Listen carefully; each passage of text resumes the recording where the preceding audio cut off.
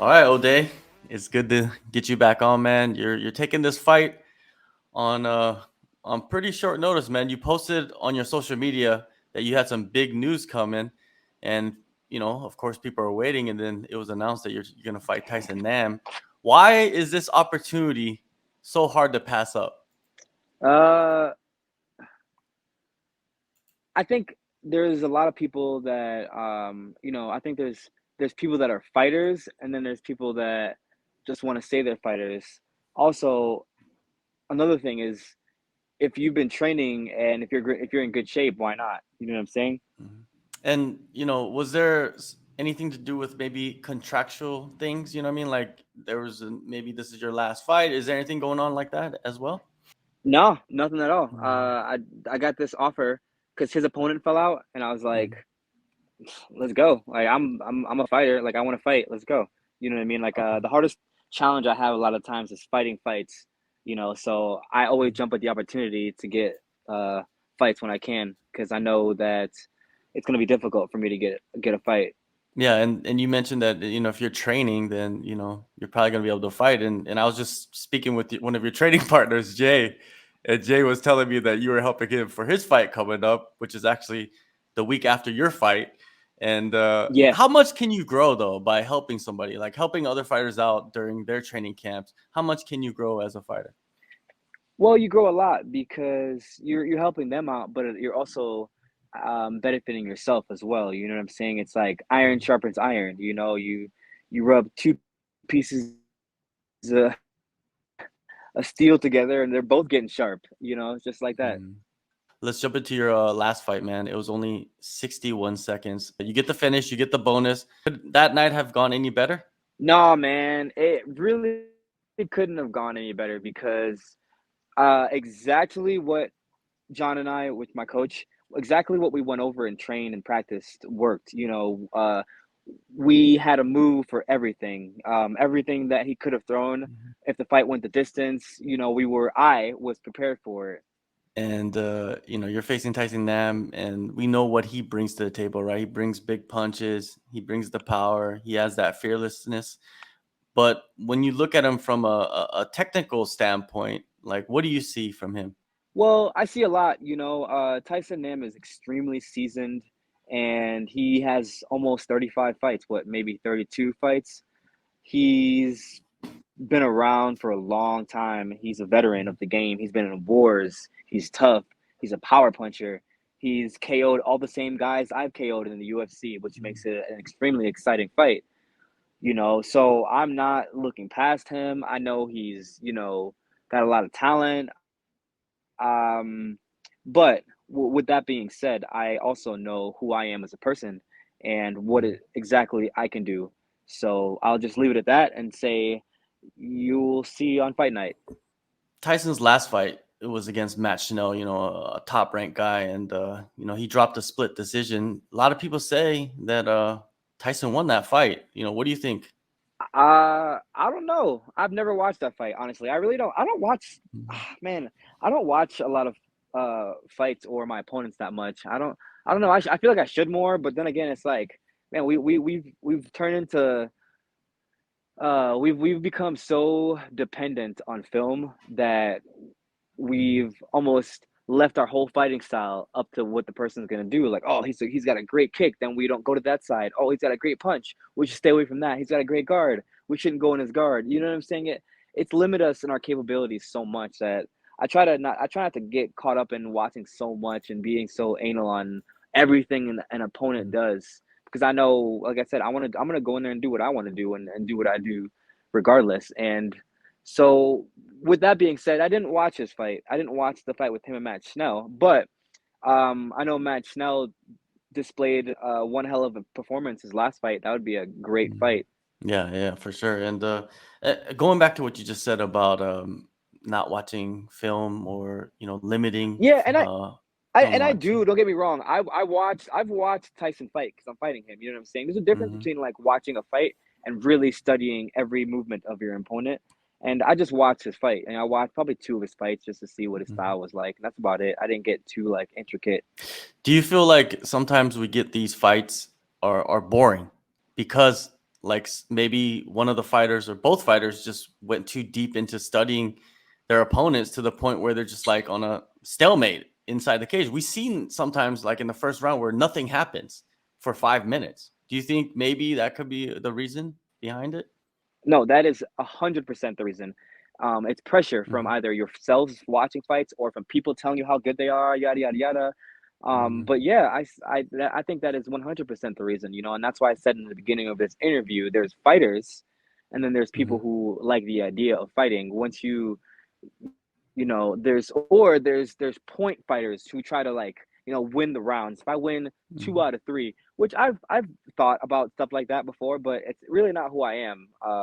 I get in there and I try to go out on my shield. And I just saw that you posted a picture of you and Aljamain. Have you guys been training any? Yeah. First of all, sorry if the AC vent outside just turned on. So sorry if it's a little loud. It literally just kicked on. I don't know if you can hear it. Nah, that's all good. Can you still hear me? Okay.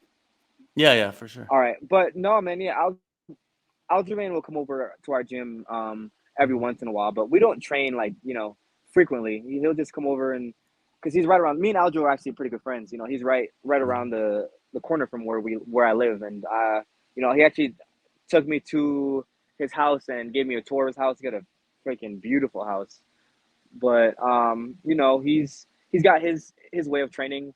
I think he's more like he has a group of people, like a select few of people, come because he has like a home gym and they all train at his gym at his house. Moving to Las Vegas, I remember when you made the move. How much has that like changed your life? I mean, not just as in, like leveling up your skill set, but even like networking. I mean, networking is so important in anything that you do. Has that allowed you to do it in Las Vegas? Because it seemed like every fighter that has moved there has, grown so much, not just in fighting, but just overall. For me, I can't speak on every fighter. I can only speak on myself. Mm. And for me, it's I was so lost for so many years of my life, and moving to Las Vegas has helped me to become closer to God because I'm living by myself now, and it's Mhm. really helped me grow in my faith, and that's literally the key to everything. You know what I mean? And that's the key for me is my relationship with God. That's what made me the kind of fighter I am. That's what's made me the kind of person I am. Or I shouldn't say am. The kind of fighter I'm going to be, the kind of person I'm going to be. Man, what are you expecting, man, in this fight?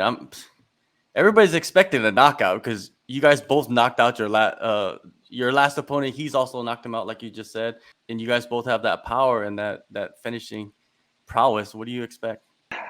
I don't know, man, because you've seen guys that are supposed to, go in there and one person's supposed to get a knockout, and you've seen it where it's gone the distance so many times. You know what I'm saying? Mhm. So this fight could go the distance. We could get a knockout. We could get a submission. I don't know. I am just extremely confident in what I want to display. And you're probably happy that you're gonna be fighting in front of a crowd again, right? Like that crowdless fighting is. It's not the. Do you No, like it? yeah, yeah, yeah. I honestly like it. I do. I like Mhm. fighting crowdless because you know what? I can hear my coaches and I can hear, instructions that are given. When it's loud, man, Mhm. it's like it's so hard to hear your coach. You can't, it's like, oh man, the crowd is only good for building up your ego. That's why people like it so much because it builds your ego. You know what I'm saying? Before you go fight, you're like, and it feeds you. But if it's like if you're truly confident within, you can fight with or without a crowd.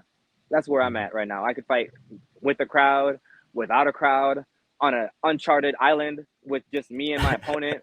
It's like I agree with you in to a certain degree. Like it does build your ego. Like you do see it sometimes. If the crowd's going wild, it does kind of give you that extra.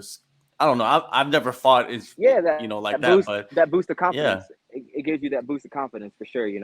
it can, man. It could swing the momentum of a fight, stuff like that. But like you said, if you're fully confident, and you're the better fighter. You don't need nothing. You could be fighting anywhere and Exactly, and take the exactly. You can fight. fight. Yeah, because that's what it's. At the end of the day, the crowd isn't even there. They're not in there with you. It's just you and the person standing across from you. That is it. You can't take the crowd in the cage with you. most people think, oh, it's gonna make me way more less anxious because the crowd is there, and it's hard walking out when it's quiet. You know what I'm saying?